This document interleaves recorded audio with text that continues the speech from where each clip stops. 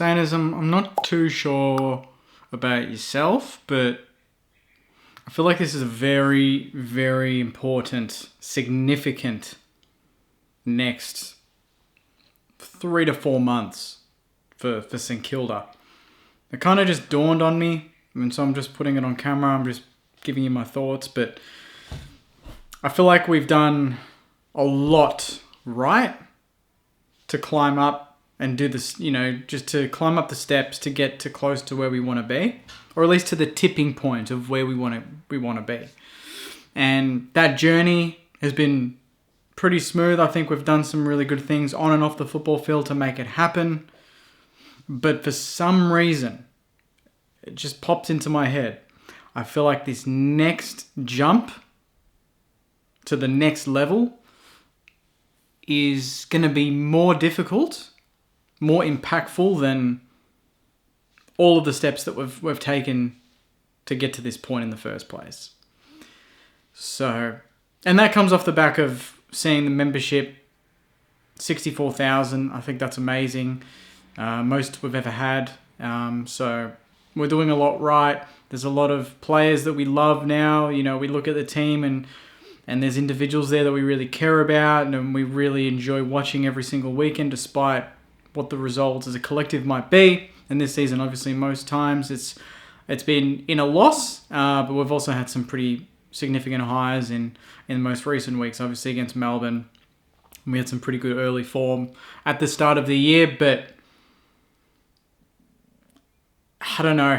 I just have a feeling that, a lot of us, and I think this is me just kind of sharing the sentiment on all the fans that I've spoken to, all the DMs I get, just reading up online on Twitter and this sort of thing, on just the general feeling amongst St Kilda supporters, and it's that, don't screw it up. Don't screw it up. That's the feeling, is that we've done so much right. We've drafted so well. We're putting the building blocks in place. We are plugging the gaps we need to. We lost Josh Battle. Players retire. Players get delisted. We're filling the gaps. The depth is building out. We're playing the kids. A lot of them are very exciting, and a lot of them I see as a significant part of a successful St Kilda team. And I think a lot of you think the same thing. So there's not much we can do. This is probably the most powerless all of us have felt, because we cannot do anything. We can't make Naz sign that contract. We can't make Windy sign that contract. We don't know what's going on. And I'm not doing this video because I've heard some inside word and I'm trying to, paint a narrative and all that sort of shit. This is genuinely just hitting record and I'm just talking to you on a Friday afternoon, and that is it. If we get this right, St Kilda can go places. Like 64,000 members. We sign Naz, we sign Windy, we bring in the free agents, pretty much best case scenario, and we win games next season, whether it's finals or on the brink, we're pushing 70,000 members. We're pushing beyond that. We are not, that's how close we are to not being that little, annoying, small footy club anymore. That we can become something if we do the right things and we keep the right people, the right players. Obviously with Naz, there seems to be a lot of complexities with that. We don't even know if he wants to go home. We don't know what's going on in that situation. All we know is that if we keep him, it goes a long way to St Kilda being a serious football club, and that is what Ross wants us to be, a serious football club. And serious football clubs do not lose players that are integral to the success, the future success of that football club. Naz, it's going to be a big call. It's going to be a big call. But if he stays, and he stays long term, he could be a St Kilda legend. He could build history. Not just go somewhere and be another player.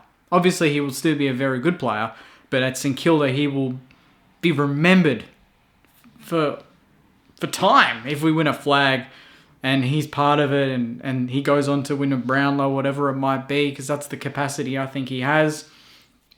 And then Windy, we cannot forget Windy in this, because obviously all the news is on Naz, but Windy's heart and soul. You need the class, but you need the heart and soul and the grunt and the leadership and the passion. And he brings that every single week. And we've seen that this year. He's grown. He's building into a very, very good footballer. And not just that, just a very passionate St Kilda man. You can't be losing these players. It's so detrimental to everything that we've done. And, you know, I just worry about the worst case scenario in all of this and what goes on. Either way, I think free agents are coming. And I don't mind that. I don't think that should affect anything we're doing here.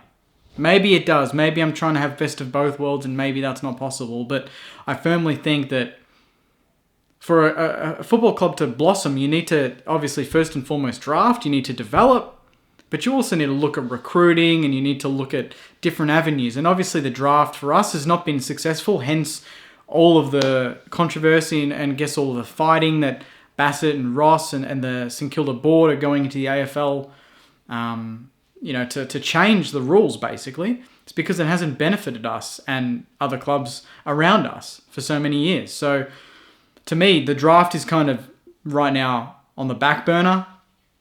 Obviously, it's a very compromised draft, but I think with what we have capacity to do, which is develop the players that we've got, keep the players that we've got that are valuable, that are there for the future, and then look at other avenues. We can do both. I firmly believe we can do both. But it's just, I guess for me, the worry is the messaging internally, what the club has said. You know, at the start of the year, I'm just curious. Did the players know that St Kilda would be flaunting cash to other players at other clubs to make St Kilda better? And were they okay with it? You know, is that something that football clubs do? I've got no idea. No way. Like, I'm just trying to understand, you know, did Naz look in the paper and see, oh, TDK's worth 1.7. I'm going to go to my agent and discuss that. Or was that a message that the club said, this is the strategy, boys. We're going to draft, we're going to develop, you're all going to be guns, but we're also going to go and try and tap into other football clubs and see who we can prize out, because we can do both and we can, that's the way forward. That's the strategy that we've set. Take it or leave it. That's the strategy we've set. So I'm not here trying to stir up drama. I'm just venting on what a lot of St Kilda supporters are slightly worried about at the moment. Because for the first time since our grand final teams, I think we can all say that every single one of those players, the youngsters that we've got, the future we can see, it's not far away. But it can all be very quickly undone if you fuck up a few decisions coming up. So the Naz one, we don't know what's going on. I mean, I've always been confident all the way through that I think at least the 2 years will be done. I just don't know. I haven't heard any word of him wanting to go home.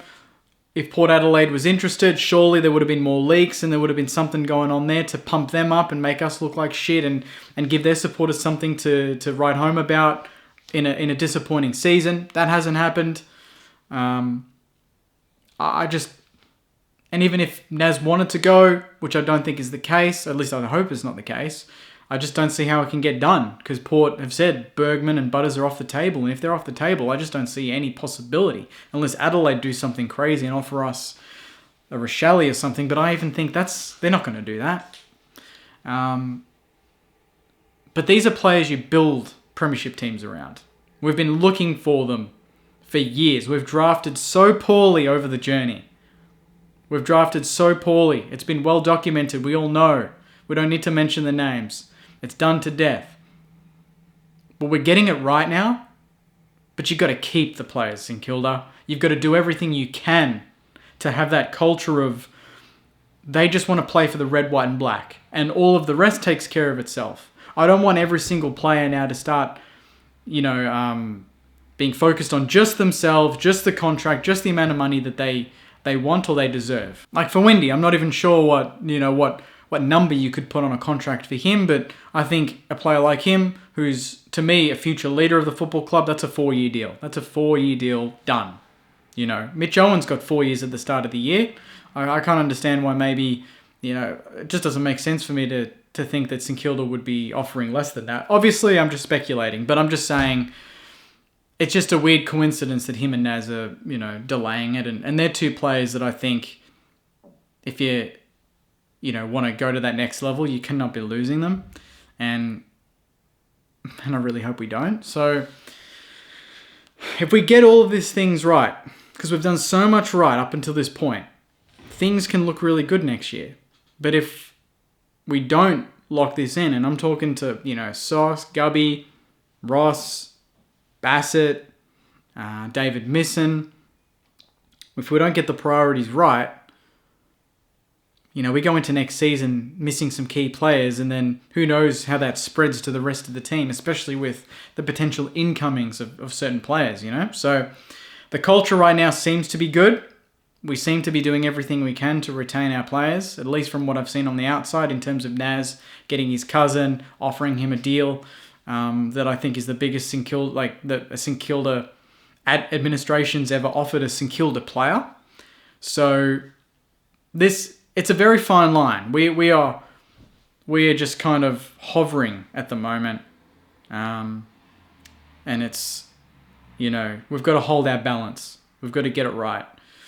So I don't even know if this video has really said anything, but I just had something on my chest. I just needed to get it off because we are painfully close to, just being a well-run team. But if this scenario in my brain that could be the worst scenario in history, that sets us back a little bit. Obviously, clubs move on, and clubs, you wake up the next morning and you get to work, and people like to remind me that Tony Lockett left and we made grand finals after that, but we also got 180 odd games out of Tony Lockett, and we've only had about 80 games for Naz, so I wouldn't mind getting another 100, 120 games from Nasiah before he even thinks of going home. And I'm excited to see us try and prove to him and everyone else at the football club that we're going somewhere. I think it's obvious that we are. I think most players internally should see that by now. I don't think they need more time to see that. I think the time is just to turn the losses into wins, but I think we can all see that, the general nucleus of a young, exciting team is there. With Filippo coming back and King next year, I don't think we're far off, but I just don't want us to do a typical St Kilda and just have those highlights and then blow up. Please don't do that, St Kilda. Please get it right. Please sign these players or do everything you can to get it done. Don't lowball them. Their value. Just do it. That's about it, really.